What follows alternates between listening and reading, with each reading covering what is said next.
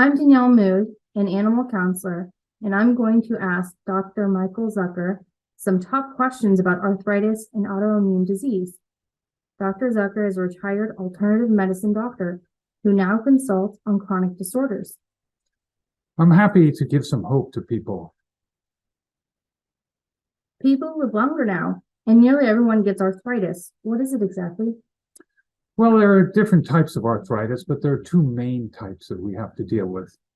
First of all, there's what is called osteoarthritis, which just means bone arthritis. The second type is autoimmune type of arthritis and various diseases. So first, let's talk a little bit about the osteoarthritis, which is extremely common. And if you live long, you're going to have some osteoarthritis just from wear and tear on the joints, because we use them all the time, some people very heavily. What you have here is a lot of pressure on bones and the joints. We have a joint in order to move, and in doing so, it puts pressure on the ends of the bones. And we have certain tissues in the joint to cushion, but still there's quite a lot of force. So over time, the bone starts to react, and the cartilage in between the bones starts to also react. And you get a little bit of growth and chipping away of cartilage, and you get a little bony growth also. And these things progress and can get quite severe and cause a lot of pain. Now, it used to be said that the real name should not be osteoarthritis, it should be degenerative joint disease. Well, that's really not correct, because there is actual inflammation, although it's not as high grade as with the other types of arthritis. But it's definitely there, and it causes pain. In the autoimmune type of diseases, such as rheumatoid arthritis, which is fairly common, what you have is an inflammation and a chewing up of the joint lining, which is called the synovium. And this has fluid inside it. And there are cells that start to attack the lining and cause a lot of inflammation and fluid in the joint. And over time, this can get to be very severe and chew away pretty much all of the joint lining, the synovium. And that's some of the people you see with very deformed joints due to the muscle pulls that start to occur. And these people have a reduced enjoyment of life, that's for sure. Now, a lot of people complain of all kinds of pain in their joints, back pain, shoulder pain, knee pain, whatever. And sometimes there really isn't much any arthritis going on. So what does that mean? Well, in medicine, we call this juxta-articular disease. And juxta means next to, and articular means joint. So it's trouble next to the joint, such as in the support tissues. Here, we're talking about the muscles, tendons, ligaments. These things can become irritated, tense, and they cause pain. Now, there's also the issue of disc, and discs are between the different bone surfaces.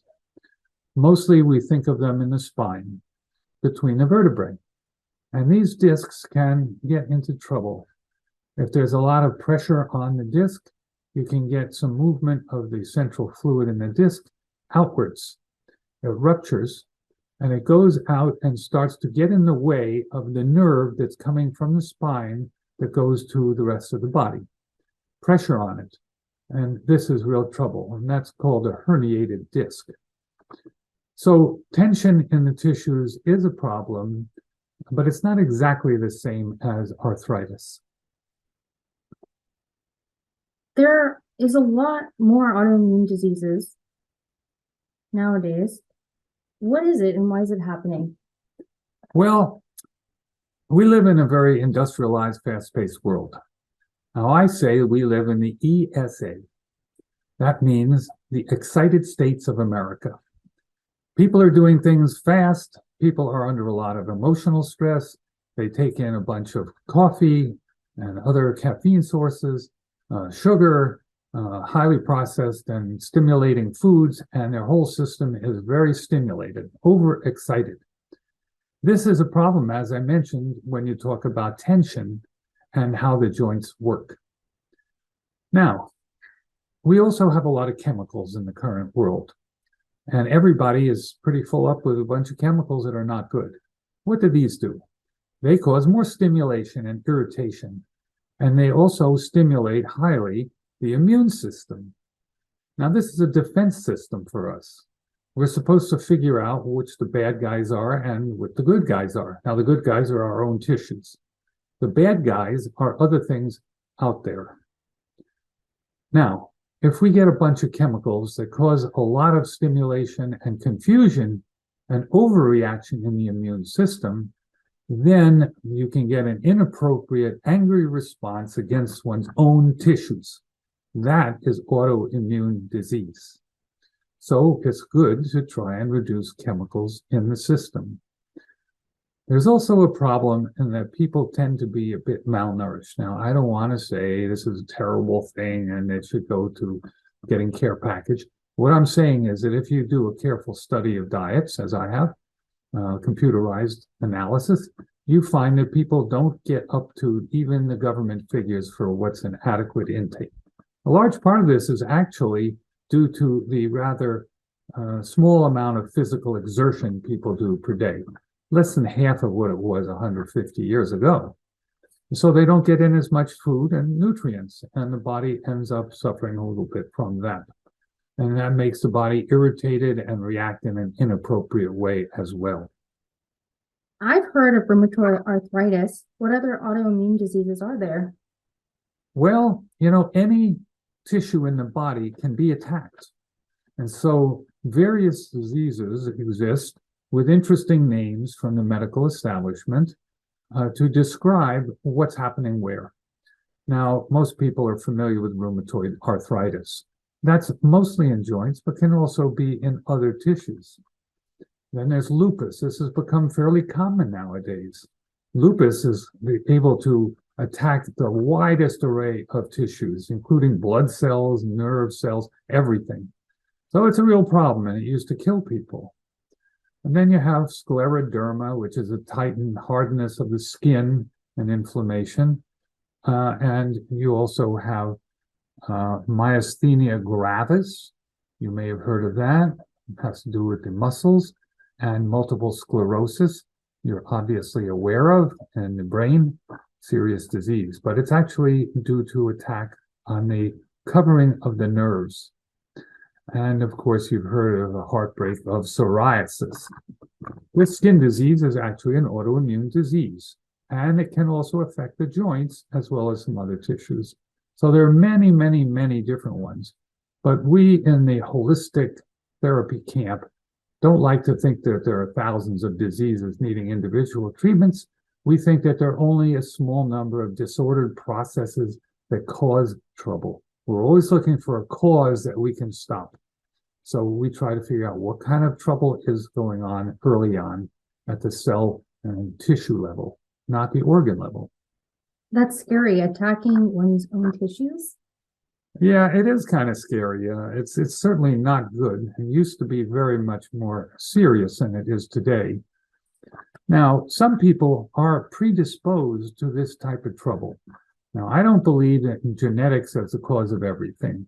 Modern medicine tends to avoid dealing with the issue of causes and say things are genetic or that they are fate or whatever. There are certain things in the body that control reactions and immunity, and people can have certain genes in certain locations, which will make them predisposed to having a serious disease. You've obviously heard of some of these relating to breast cancer, for instance. However, that doesn't mean you're going to get the disease. You're just predisposed. You're maybe more prone to it than someone else. Something has to happen to set off the trouble. So life happens and people suddenly can't handle it, and they then react in this area.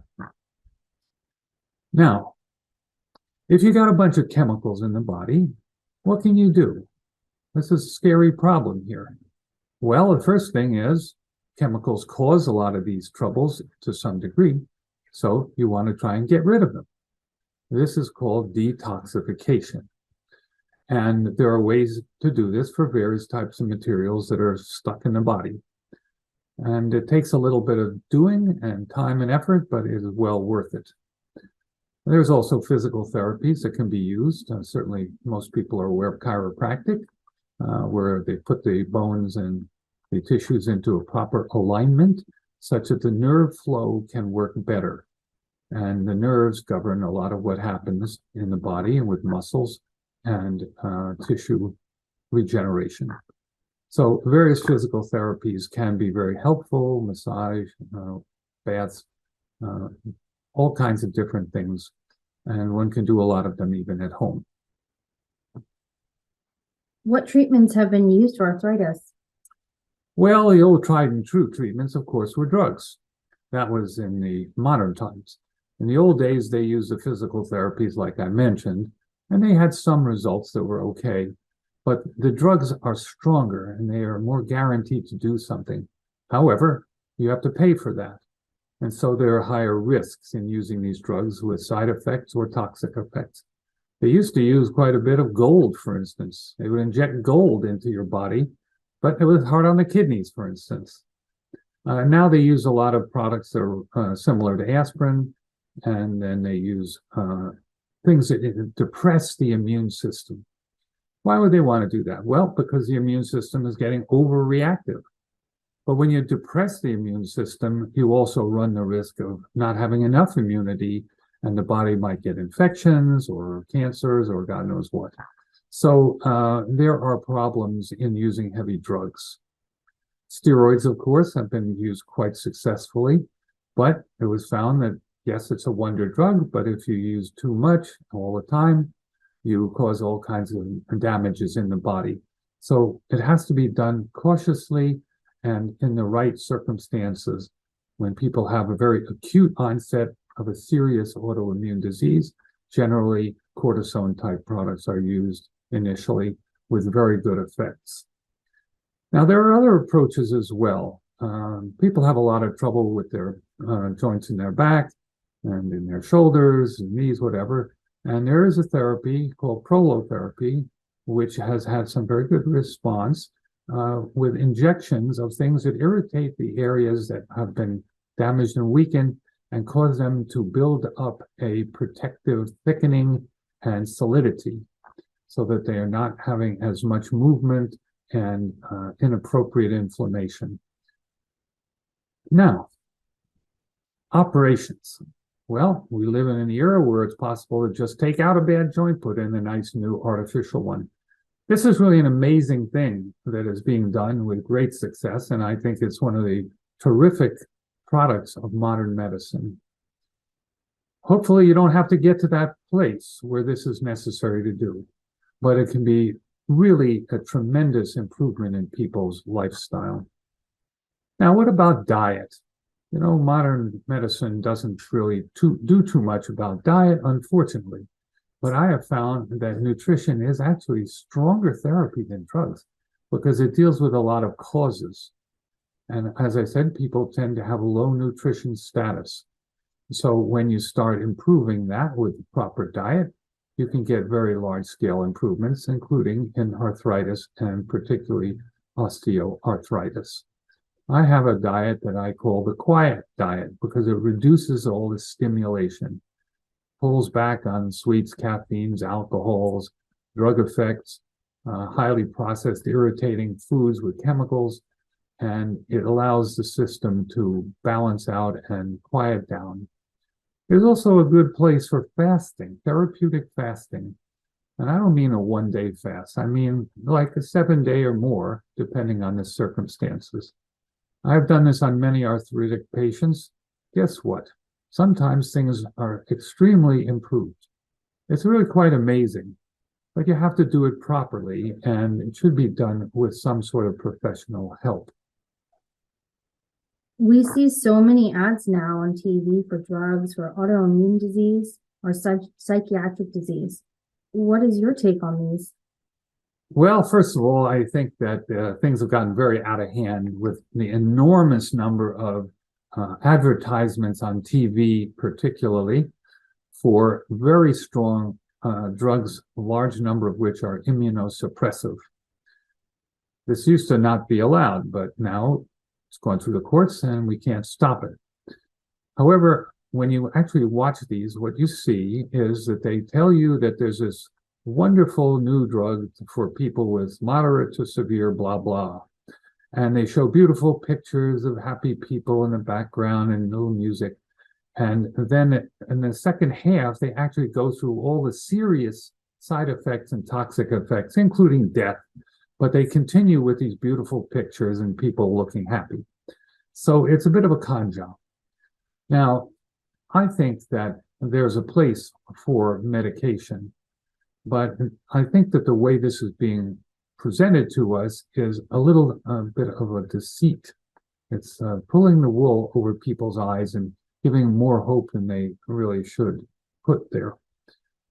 So my feeling is that these drugs, including psychiatric drugs, which I am very unhappy with, mood-altering drugs, which have now been shown to not really make things get that much better. They control people, but they remove people's own control and responsibility. So that's a problem. Now, we also are inundated or overwhelmed with the pharmacological approaches. That means drugs. If you ever go outside, you'll notice now there's a big drugstore on every few blocks. And they're making $50 billion of profit a year. There's something amiss here, and it has to do with too much reliance on drugs as a solution. In fact, there is an effort being made at high levels to control people and suppress them as spiritual beings. And drugs are part of that effort, and wrong information is a huge part of it, because unless you have good information, how can you figure out what to do? And how can you know the cause that is making you sick and then can get better? So I think you have to balance risks along with any therapeutic gains. How good are artificial joints? Well, artificial joints, I think, have shown their ability to make a huge improvement in people's life. They're not without their problems, but I think mostly the problems are when the bones and the other tendons and ligaments are not strong. Then you start to have loosening or malplacement of things, and that's troublesome. But they do enable people to have a fully active life again in many cases, and I think that is a wonderful development. So add a good score for modern surgery. How about pain clinics and steroids? Another one of my pet peeves here, pain clinics. These came around in the 70s, 80s, and it was thought, oh, these are going to be great. You know, we'll find some way besides addictive drugs. Well, hate to tell you, but I can prove, as I have in my book called Health Truth, that 99% of American public is addicted to something, whether it's caffeine, cigarettes, tobacco, alcohol, pain medicines, street drugs, you name it. There's a lot of addiction going on. So let's not make a bad word out of it. Let's say, how can we do better? Well, the pain clinics were somehow set up with the idea that you're going to find some alternative. But in actuality, they've really come down to mostly more drug therapies. To get you off your heroin or whatever, they put you on other narcotics or antidepressant drugs. I don't consider that a really good response. Now, there is something to be said for steroids injected into the back when there is a disc that is out of place and there's a lot of inflammation, and you need to somehow reverse that local problem because it's a tight space and it's going to cause a lot of trouble, and pressure on the nerves is very painful. So those injections may be worth doing, and you see how they work. Sometimes they work well and sometimes not well enough. So you have to try it out. Steroids in general can be very valuable, but they have to be chosen correctly and not used over aggressively. Is sciatica arthritis? Well, sciatica is not arthritis. Sciatica does not necessarily come from arthritis, but it's often seen together. Sciatica is pain in the sciatic nerve, which comes out of the spinal cord and goes through a little tunnel, and then it comes out into the leg. And this nerve can be interfered with at different levels, which causes pain at different places in the leg or foot. Now, if you have a herniated disc, which is out of place, it can push on the nerve as it's coming out of the tunnel. This is big trouble. And if you have a problem with degenerative arthritis, where you have spurs on the bone, they can also get in the way and press on the nerve. So you do have to worry a little bit about this issue of herniation. Sciatica is very uncomfortable. It's very distracting to your daily life, and it tends to come and last for months, even with best therapy, and then it may go away. But sometimes it doesn't, and you end up with surgery. I would go to a neurosurgeon, not an orthopedic surgeon, for this kind of delicate stuff. Okay, what else would you be interested to know? That covers the basis. Any final thoughts? Well, only that I'm here to help. I'm glad to be of some help to people who are discomforted and having a lot of trouble. And just remember this: fight truth decay with mental floss.